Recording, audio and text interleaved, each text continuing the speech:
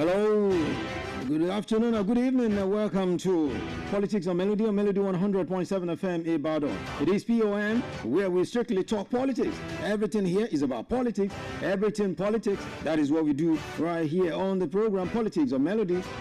It comes about this time every Wednesday, where we look through politics, political happenings, and the gimmicks surrounding politics in Nigeria and even beyond Nigeria.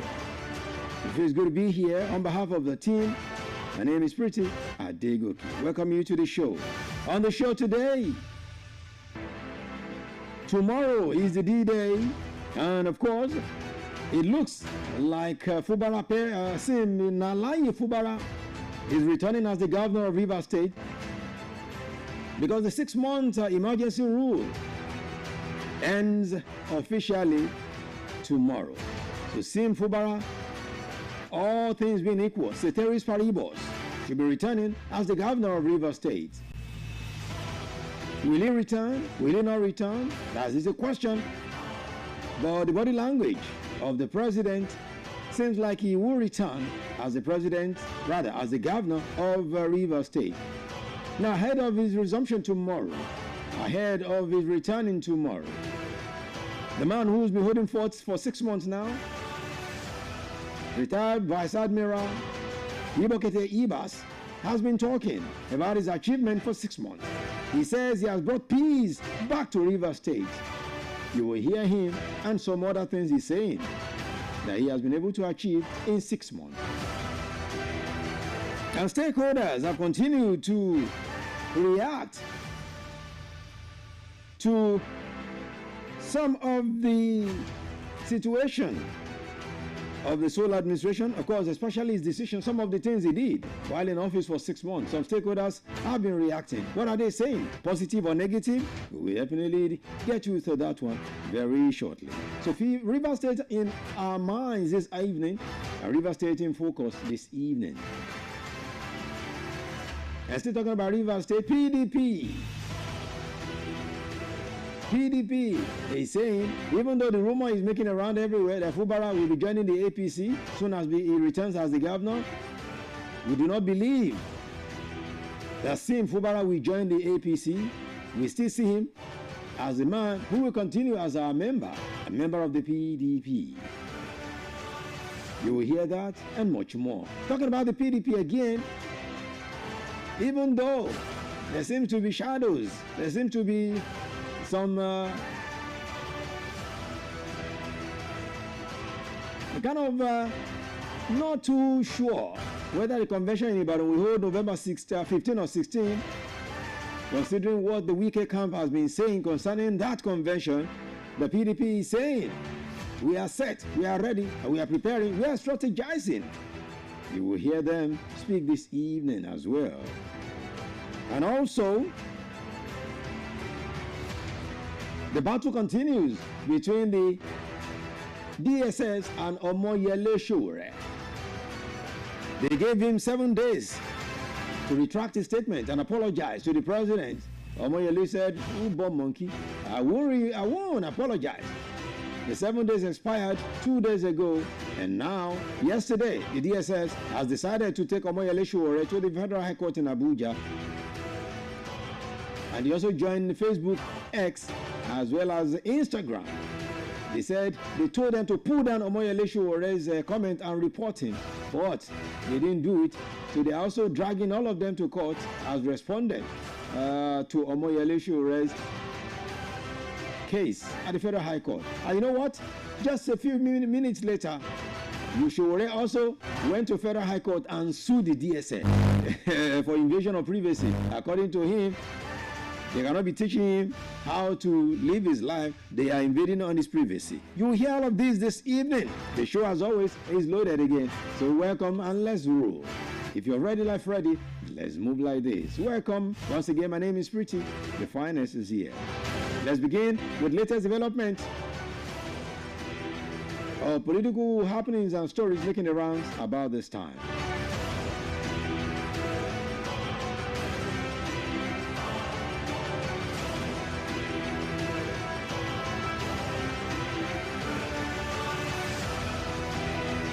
Okay, let's begin this way and tell you some of the latest political happenings within here.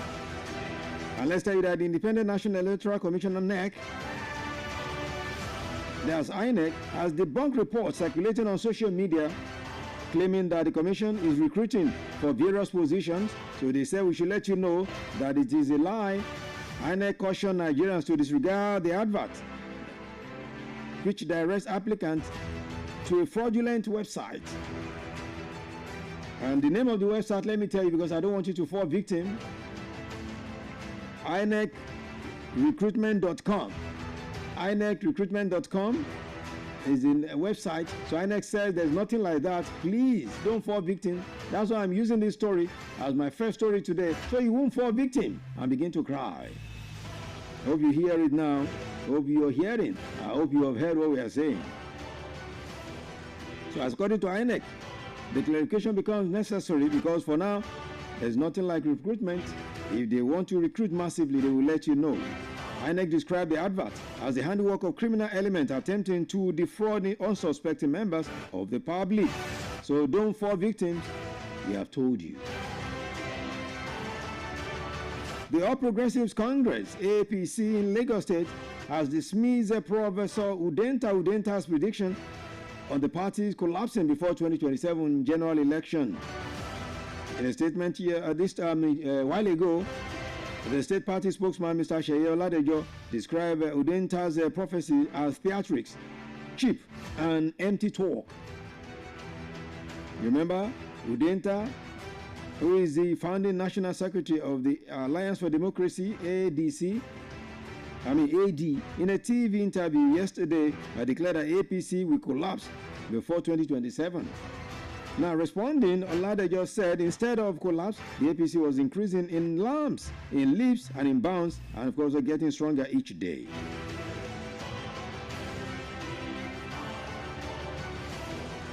They're still talking about the APC.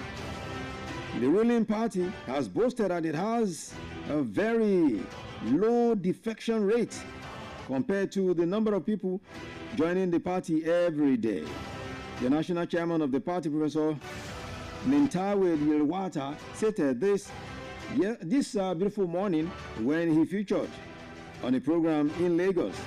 He said they are equally engaging with those who have left the party with a view of bringing them, stressing that the APC is still their home. He's saying that APC is still stronger than all of the parties that they are claiming they are strong. But he said even those leaving, the party is still stronger than all of these other parties talking. Okay, we'll come to that very shortly. Now, still talking about him, Yelduata, he said that it is intact and still formidable ahead of the 2027 general election. Talking about the APC, the national chairman of the party expressed this confidence and said no party is even stronger than the APC at the moment, no matter the situation in Nigeria. He said the party, as they won in 2023, that is how they will win in 2027. Okay, let's go to Ondo State now and tell you that the People's Democratic Party, the candidate in the November 16, 2024 Ondo State governorship election, Agboola Ajayi, has formally withdrawn his appeal before the Supreme Court, challenging the victory of Lucky Aiyedatiwa as the governor under the APC leadership. Ajayi, who had contested the outcome of the poll in which he secured 117,845 votes against Aiyedatiwa's 366,781 votes, had previously approached the election tribunal to nullify the result. The petition was, however, dismissed, and subsequently appeals at both the tribunal and the Court of Appeal also were filed by Agboola Ajayi to overturn the governor's victory. Not deterred, Ajayi proceeded to the Supreme Court to seek redress. But in a letter dated September 16, that was yesterday, and addressed to the Chief Registrar of the Apex Court, the former Deputy Governor announced his decision to discontinue the case. So while Ajayi did not state a specific reason for withdrawing the appeal, he explained that the move followed extensive consultation with his family, legal team, party stakeholders, and associates, all of whom consented to the decision. So that is the situation.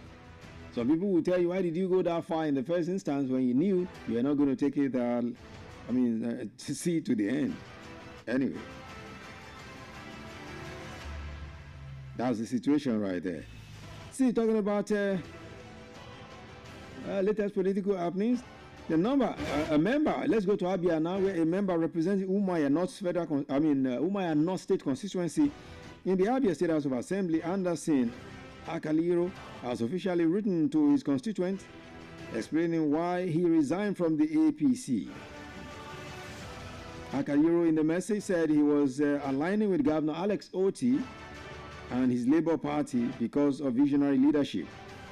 Akaliro was the only APC lawmaker in Abia State House of Assembly, appealed to his constituents not to see his defection as a betrayal of their mandate, but to receive it as a reinforcement of his loyalty to them for a brighter future.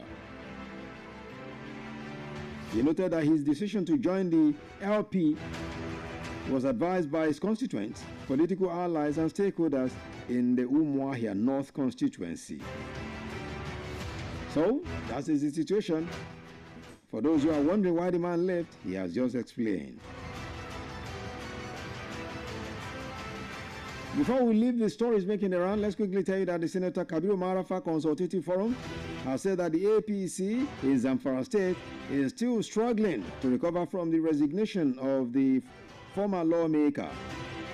The forum secretary, Muniru Bature, in a statement, faulted the APC's earlier claim that Marafa's departure was inconsequential, noting that the parties recently held a ceremony to welcome about 360 individuals, it said, were his supporters who defected to the ruling party. He argued that the significance attached to the defection contradicted the APC's initial dismissal of Marafa's influence. Those are the major headlines I'm looking around at this time in the political scene. Let's have a breather. When we return, we get into it quickly. We get into it, and we get into it.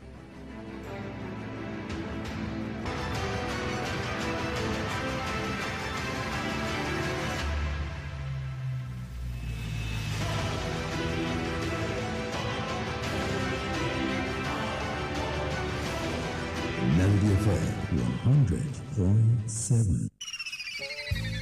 Doing business without advertising is like winking at a girl in the dark. Do not be like a potential bachelor who is busy cutting an eye for a beautiful lady in a very dark room.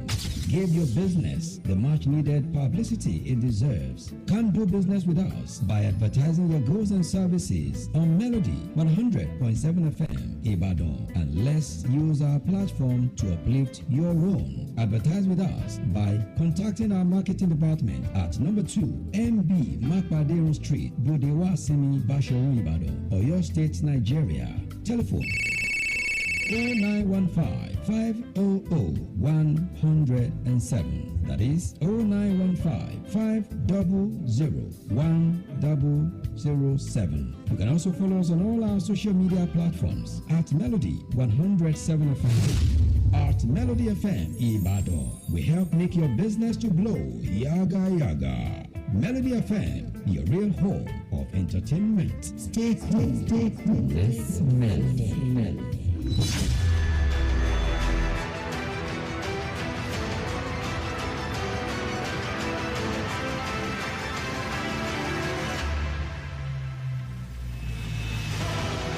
All right, thank you very much for being there. So let's get into it now, one by one. As I said, barring any unforeseen circumstances, tomorrow is the D-Day in Rivers State because the end of the 6 months emergency rule has finally come. Whatever has a beginning must have an end. Just like yesterday, it is already having an end as the Ibok Ezeba's regime as an emergency leader in the state is hitting crescendo tomorrow. But the man has been talking. He has been saying a whole lot of things about what he has achieved in 6 months. He said what the president wanted him to do to bring peace to the land, he's brought peace to Rivers State. Vice Admiral Ibok Ezebas is saying that look, no matter the situation now, Rivers State will not remain the same because he has been able to bring peace and tranquility to the state. So whatever you think you want to do, you must give it to him that he has tried and he has done his best for the state. Last Sunday, we all gathered at the Communicable Center to give thanks to Almighty God for the peace, safety we have enjoyed in Rivers State for the past 6 months. That thanksgiving was significant. It reminded us that without God's grace and the resilience of our people, this journey under my administration would have been impossible. Today's public lecture is more than an intellectual exercise. It is in truth a covenant renewal with the people of Rivers State, an affirmation that democracy must deliver and that governance must always be rooted in service. Standing before you, I am filled with gratitude and humility. Gratitude for the trust and support you gave me as your administrator, and humility that I was called to serve at such a time, such a defining moment in the history of this great state. When we began this assignment on March 18, 2025, our core mandate was to restore peace and stability. By the grace of God, and with the cooperation of all stakeholders, we have come this far. Most significantly, we peacefully conducted the local government council elections, restoring democratic governance to the grassroots, the level of government closest to the people. Emergency rule was never a choice. It was a necessity forced upon us by insecurity, political impasse, and a breakdown of trust. Yet,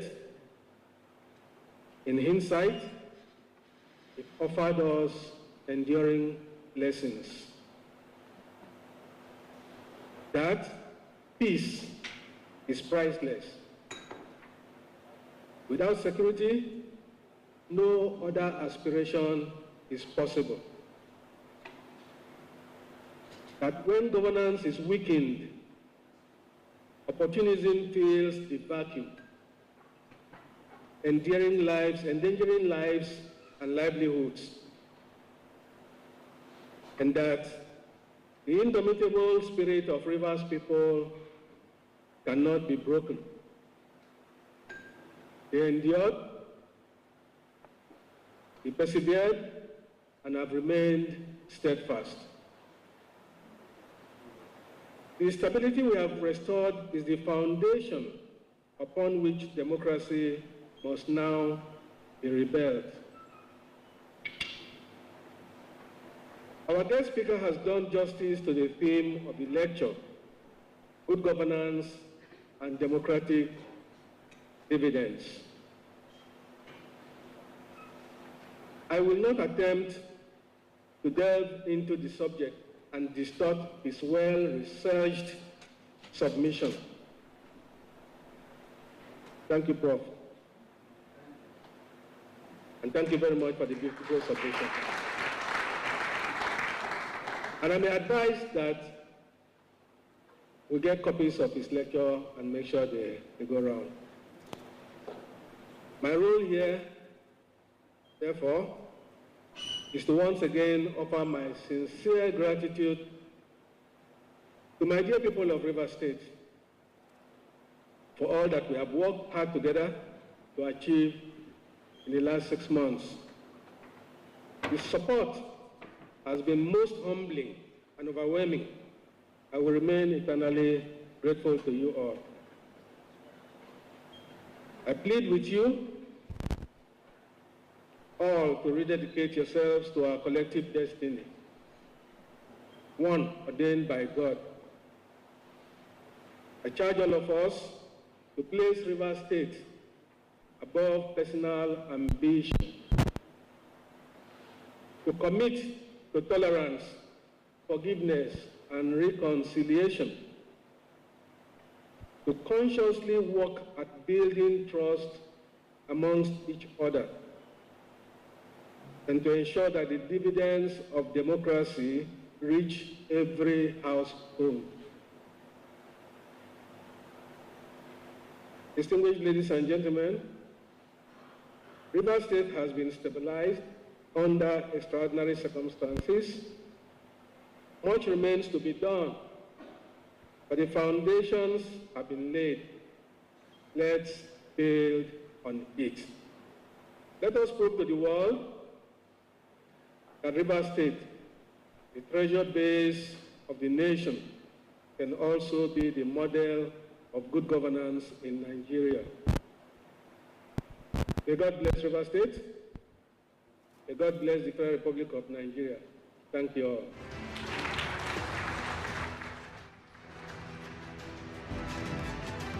You heard him right there, more or less like a valedictory speech from Vice Admiral Ibokete Ibas, who is the man that has been saddled with the responsibility of marshalling the affairs of Rivers State for the last 6 months on a democratic, I mean, not, is it democratic? Okay, let's say emergency rule. Yes, he's been taking care of the emergency rule for the state in the last 6 months. So he gave his valedictory speech there, more or less thanking the people of Rivers State and everything. And he said Rivers State will never remain the same because he has been able to stabilize the state. Peace has come to the state. So we'll get to know from tomorrow when Sim Fubara is expected to take over his role as the duly elected governor of the state. Now, reactions are continuing to trace some of the actions of Ibokete Ibas as the sole administrator of Rivers State. Some people felt, well, no matter what he has said about stabilizing the state, some of his actions are also full of illegality. Some of the things he did were illegal, like the conduction specifically of a local government election. One of the big stakeholders in Rivers State, a political analyst, a public affairs analyst, of course, who happens to be a very big political bigwigs in Rivers State, Nina Briggs. Yeah, Nina Briggs is saying, no matter what Ibokete Ibas is saying, he has done some illegalities, especially with the conduct of the local government election. When Ibas came into Rivers State, he proceeded to unconstitutionally dismantled every single government process, the runnings of government, and replaced and picked people to replace from the SSG to the chief of staff to and these are people that are in the government of Governor Fubara who have been working with him. He's now bringing in people who know nothing about the workings of the government of Governor Siminalayi Fubara. So it begs then the question again, did he have the right to do these things? And again, the judiciary comes into play, because at every step of this crisis, there have been people who have gone to court. The PDP has gone to court at several times. Members of PDP have gone to court. daughters and sons of River State have gone to court, from Port Harcourt lower courts all the way up to Abuja. There are court cases everywhere, and none of these questions has been answered satisfactorily to the people of River State. So when we look at how favorable these appointments will be, don't forget, it was very clear and statements were made to that effect that the election that was conducted by the governor last year was not a proper election, but that they wanted to conduct another election, disregarding the timeline you have to give before you conduct a local government election. Now, Ibas brought his kinsman to come and conduct that election as the chairman. And if you look at the people that are today declared the winners of this illegally conducted, unconstitutionally conducted election of the 30th of August. Nina Briggs talking there, and of course they're reacting to all of the things that she called shenanigans that has been conducted under Ibok Ede-Ibas. She said he sat constitutionally appointed people when he came on board. She also said the icing on the cake, which is the worst decision that Ibok Ede-Ibas took, was conducting election. According to her, everything done there was an illegal one. Anyway, we'll get to hear more in days to come, especially when Sim Fubara returns tomorrow as the governor of the state. All things being equal, as I said earlier, Sim Fubara should be returning tomorrow morning as the governor of Rivers State. I hope Sim Fubara will return. I hope another thing will not happen. And when he returns, one of the things that people will be expecting, whether it will happen or it will not happen, is will he be joining the APC? Because they say one of the things that they signed for him to return as the governor of Rivers State is to join the APC officially. Will he be joining the APC? Some people are actually awaiting that. And the APC in the state is also courting him big time, saying, come to us. We are ready for you. But the PDP is saying, we believe this man is an honorable man. He will not disappoint us. He will not disappoint the people that put him there via the PDP platform. He will still return and continue to be a member of the umbrella party. This is what Debo Ologunagba is the man who speaks for the PDP. This is what he said concerning Fubara and the expectation of joining PDP or not. On the person and character and ability of Governor Sim Fubara, which he demonstrated so ably well, even under difficult circumstances, while before the interregnum. And that snap of democracy from the hand of Rivers people. And we have no reason. He has carried himself with so much dignity in the face of harassment. He has shown capacity as a human being. He has shown leadership under harassment and threat and intimidation. And so we are very proud that you check all the character that are the character of the governors of PDP states. There's a line running across them: integrity, capacity, vision, and then dealing with the people as their first point of responsibility. Not aggrandizement, not noise making, not shouting. Because I have said it here and I will say it again, that the fact that someone speaks louder is not a substitute of being well informed. You heard him there, Debo Ologunagba there, the man who speaks for the PDP. When he talks, officially, PDP talks.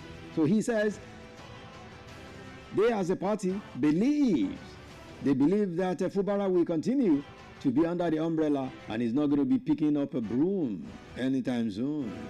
Okay, it is still Politics on Melody. Melody 100.7 FM in Ibadan. My name is Pretty. We're halfway mark. Now let's get a breather. Let's have a breather. When we return, we'll be looking through Showore versus the DSS, as well as the PDP still talking about Ibadan Convention coming up in November 15 and 16, even though the Wike camp is saying, Shuke, you guys don't know what you're doing. It will not hold. So the PDP says it is preparing big time and it will hold right here in Ibadan. So we'll get to see what will happen. We're coming to that very shortly. But let's have a breather. I will be back at the other side. This is Nosa, Pastor Nosa, as I like to call him. God bless Nigeria.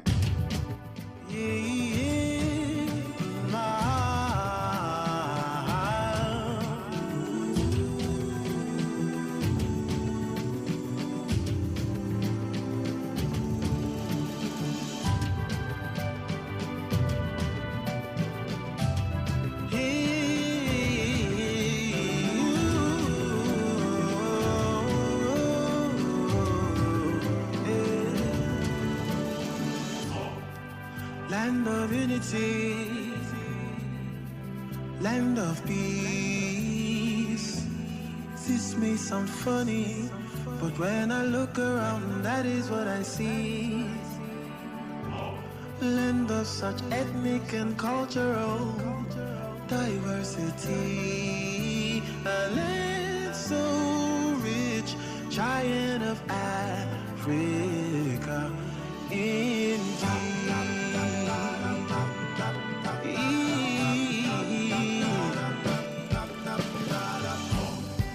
Land of champions, land of the best. In the midst of the adversities, we stood the test. Yeah, yeah. And through all the mess of these years, one day will come clean. I love Nigeria. I love the green, white, green. Oh, unity and faith. Oh,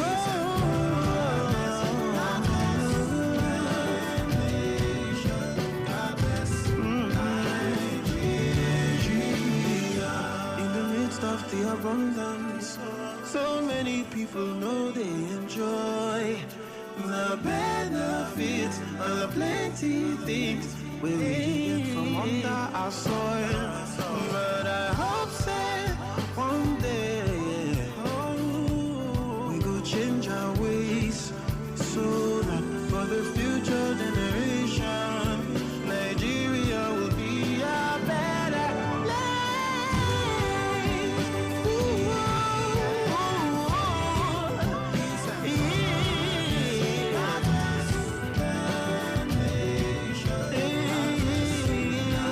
some of the times, some of the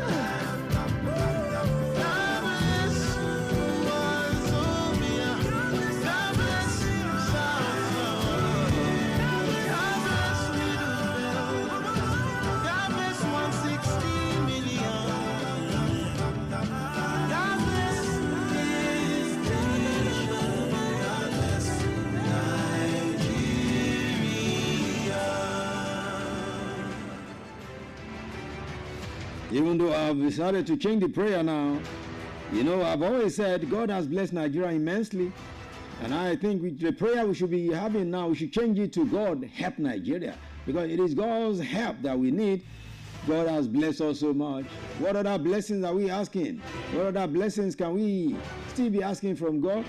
Don't we disturb God too much when we say God bless Nigeria? God in heaven will be saying, I mean, look at these Mumu people. I've blessed your country. So what God bless?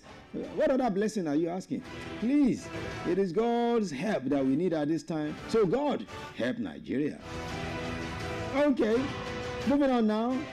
Last week, remember I told you about the battle between DSS and Omoyele Sowore, the presidential candidate of the AAC. They told him to apologize when he called the president a criminal president. Yeah. And he said, apologize for what? Apologize to who? Who would I apologize to? Why should I apologize? They gave him 7 days to apologize, retract his statement, pull it down from Twitter, from Facebook, from everywhere. This was what Omoyele Sowore told the DSS then. He told them, I dare you. I dare you. Governance and those who are governing us. And that is what is most sacrosanct. The reason I'm giving this background is not to be defensive. It's just so that you will know that even in the course of this conversation, I will say things that may not be acceptable or palatable to those in power. But they can't do anything about it, to me, because that is the way democracy is established. And anybody, and I've said this, who is not willing or ready to understand that democracy includes the freedom of speech, movement, and association, should not participate in a democratic process. And that's a standing position I've had. And that is why you find me not only saying or calling out leaders who are terrible or who organize or conduct themselves in criminal ways. I also defend others who use their voice to call them out wherever and whenever it is necessary. So the argument is not what I have said. It is what I have the right to say, and which becomes the most important thing to me at all times. So that is what it is. And I'm glad that there's a national debate about it, or probably international debate, because they have internationalized this by going to Twitter and also Facebook. And they have also claimed that they wrote me a letter to come and retract my statement and also